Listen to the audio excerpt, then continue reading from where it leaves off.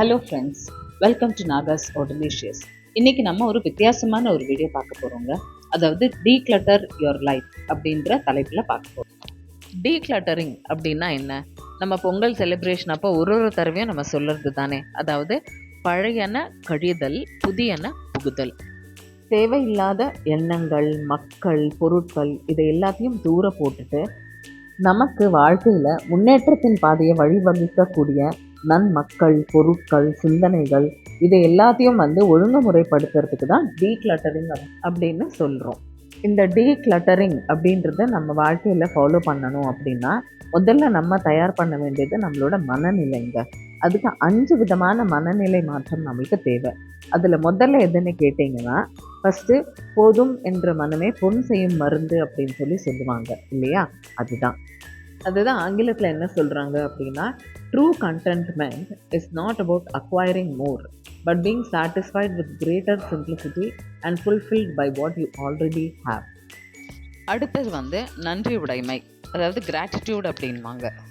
இதே பார்த்தோன்னா ஆங்கிலத்தில் என்ன சொல்கிறாங்க அப்படின்னா, contentment is not possessing every thing but giving thanks for every thing you possess.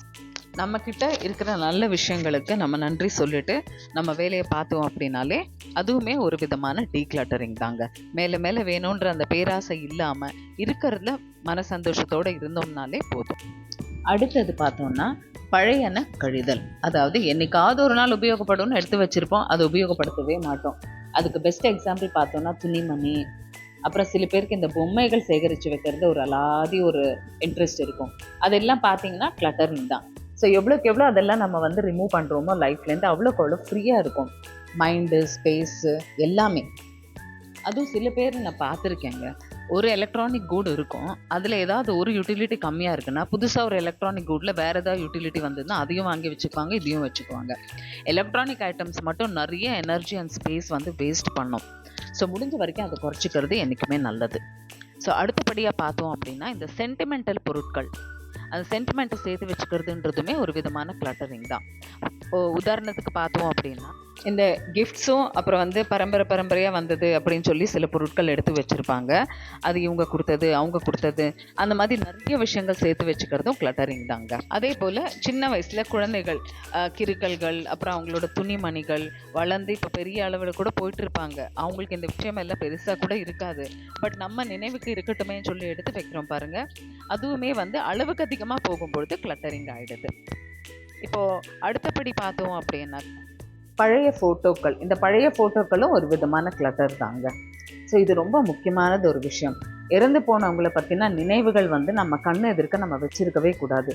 அதுவே பழைய காலத்தில் கூட சொல்லுவாங்க பார்த்தீங்கன்னா, இந்த மாதிரி தவசம் கொடுக்கும் பொழுது தான் அவங்க படத்தை எடுத்து நம்ம வெளியே வைக்கணும், மீதி நேரத்தில் அதை பத்திரமா எடுத்து மேலே வச்சிடணும் அப்படின்னு சொல்லுவாங்க.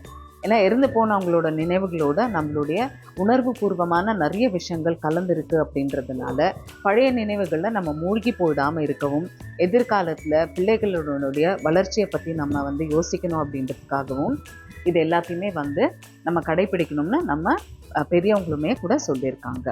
ஸோ அதனால் தேவையில்லாத எண்ணங்கள், தேவையில்லாத உணர்வு பூர்வமான ஒரு சம்பந்தங்கள் இது எல்லாமே நம்மளுக்கு எமோஷ்னல் பேர்டன் அப்படின்னு தான் சொல்கிறாங்க. அப்படியா இந்த பழைய வண்டி, இது நான் முதல்ல வாங்கின வண்டி, இது தூக்கி போட மனசு இல்லை, ஆனால் இப்போ அது ஓட மாட்டேங்குது எவ்வளோ ரிப்பேர் பண்ணாலும் அப்படின்னு சொல்லி அந்த ஒரு வண்டியை எடுத்து வச்சுருப்பாங்க. அது பார்த்திங்கன்னா அதுவுமே ஒரு விதமான கிளட்டர் தாங்க. ஸோ இந்த சென்டிமெண்டல் அட்டாச்மெண்ட்டே நம்மளை டீக்ளட்டர் பண்ண விடாமல் தடுக்கும். அடுத்து பார்த்தோம்னா விலை உயர்ந்த பொருட்கள். விலை உயர்ந்த பொருட்கள்னு இல்லைங்க, நமக்கு தேவையே இல்லை, அது ₹1 கிடைக்குதுனாலும் அதை நம்ம காசு கொடுத்து வாங்கினோம்னா அது வேஸ்ட்டு தான்.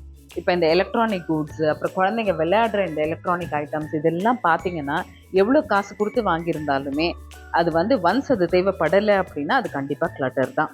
அதை நம்ம மனசு கல்லாக்கிக்கிட்டு அதை ஒதுக்கி வைக்கிறது டீக்ளட்டர் பண்ணதுக்கு நமக்கு கண்டிப்பாக உதவி பண்ணும். ஸோ ஃப்ரெண்ட்ஸ், இந்த வீடியோ உங்களுக்கு யூஸ்ஃபுல்லாக இருந்திருக்கும்னு நினைக்கிறேன். நெக்ஸ்ட் டைம் இதே மாதிரி இன்னொரு நல்ல வீடியோவோடு உங்களை நான் சந்திக்கிறேன். அது வரைக்கும் தேங்க்ஸ் ஃபார் வாட்சிங் நாகாஸ் ஆர்டலிஷியஸ். கண்டிப்பாக இந்த வீடியோ பற்றி நீங்கள் என்ன நினைக்கிறீங்க அப்படின்றத கமெண்ட்டில் போஸ்ட் பண்ணுங்கள்.